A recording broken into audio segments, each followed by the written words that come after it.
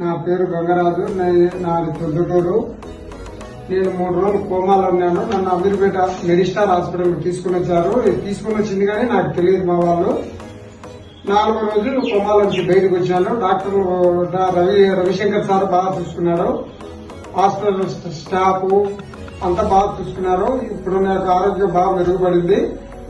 డబ్బులు కానీ చాలా తక్కువైనాయి. ఇక్కడ బతకడానికి చెప్పినా గానీ ఇక్కడికి తీసుకుని వచ్చారు. ఈ సార్లు బాగా రిసీవ్ చేసుకుని ట్రీట్మెంట్ బాగా ఇచ్చి నన్ను తొందరగా కోలుకునేటట్టు చేశారు. ఇక్కడ డబ్బులు కానీ చాలా తక్కువ.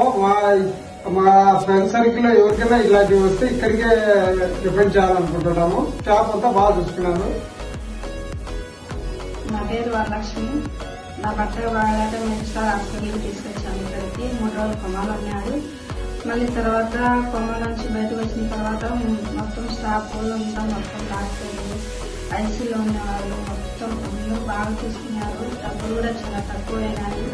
మాకు తెలిసిన వాళ్ళకు కూడా ఇక్కడనే చెప్తామని మేము అనుకుంటున్నాం.